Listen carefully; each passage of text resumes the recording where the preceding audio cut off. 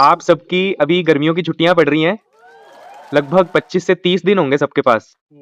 तो आपको ना तो कोई चिंता है, ना कोई रिस्पॉन्सिबिलिटी है 30 दिन तक, ना कुछ पढ़ना है, ना कोई टेस्ट देना है, ना किसी टीचर से मिलना है ना? चिंता कोई भी नहीं है ना? तो आप इन 30 दिनों में कुछ नया सीखना चाहते हो? हाँ। तो 30 दिनों में क्या-क्या सीखना चाहते हो, सब बताओगे अपना-अपना? बताएंगे। बताएंगे। बताओ क्या सीखना चाहती हो? Dance and art and craft. आप? Art and craft.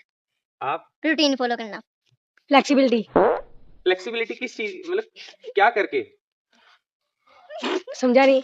मतलब फ्लेक्सिबिलिटी तो हम जैसे नीचे से कुछ उठाना चाहते हैं तो उसमें भी फ्लेक्सिबिलिटी है, ऐसे हाथों को ऐसे कर लो, फ्लेक्सिबिलिटी मतलब क्या करके फ्लेक्सिबिलिटी सीखना चाहते हो? जैसे योगा करके या मार्शल आर्ट्स करके, कुछ भी बताओ ना, वो चीज बताओ। मार्शल आर्ट्स करके। मार्शल आर्ट्स करके। आप? मैं बैडमिंटन सीखना चाहूंगा। आप? एआई सीखना चाहते हो? आप लोग जब अब कह रहे हो कि 30 दिन तक हम गर्मियों की छुट्टियों में कुछ नया सीखना चाहते हैं, अब मैं आपसे ये पूछ रहा हूँ कि क्या आप इसको लगातार करोगे 30 दिन तक? एक भी दिन मिस मत करना। आपने अपनी पसंद का चूज किया है ना, तो ऐसे तो नहीं होगा किसी दिन की मिस हो जाए। सब अपना अपना बताओगे। दिन में इसके लिए आधा घंटा निकल ही जाएगा कम से कम। आधा घंटा दोगे रोज का? आप? मेरा भी आधा एक घंटा निकल ही जाएगा। आप? मैं डेली करूंगा पक्का। डेली कितनी देर तक करोगे? 2 घंटे। ठीक है। आप? मैं पूरे दिन पूरा दिन करोगे? ठीक है। 10 मिनट। और आप? 3 घंटे। आप 10 मिनट में क्या ड्रॉ कर लोगे आर्ट में? जो मुझे इसी से आता है। सिर्फ 10 मिनट दोगे पूरे दिन में? बहुत ज्यादा टाइम दे दिया आपने। आप? 3 घंटे। 3 घंटे दोगे डांस करने में और दूसरा आर्ट करने में? चलो अच्छी बात।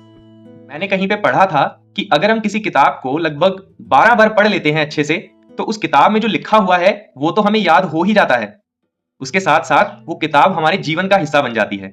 लेकिन इसके लिए चाहिए कंसिस्टेंसी, और कंसिस्टेंसी की क्वालिटी हमारे अंदर डेवलप हो सकती है सिर्फ बचपन में। आपने देखा होगा कि स्कूल में हमको इस तरीके की छोटी सी डायरी लगवाई जाती थी, जिसमें हमको ये लिखना होता था कि आज हमको क्या काम मिला, और अगले दिन हमको क्लास टीचर को दिखाना होता था कि हमने होमवर्क पूरा किया। इससे पूरे साल का हम ट्रैक कर पाते थे कि हमने पूरे साल में कितने दिन मिस किए।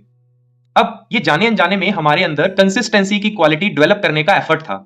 अगर हमने वो अच्छे से नहीं किया तो आप देखना, हम कुछ भी पढ़ने से पहले डरते होंगे। कोई भी सब्जेक्ट पढ़ने से पहले, किसी भी एग्जाम की प्रिपरेशन करने से पहले हम डर जाते होंगे सिलेबस देखकर।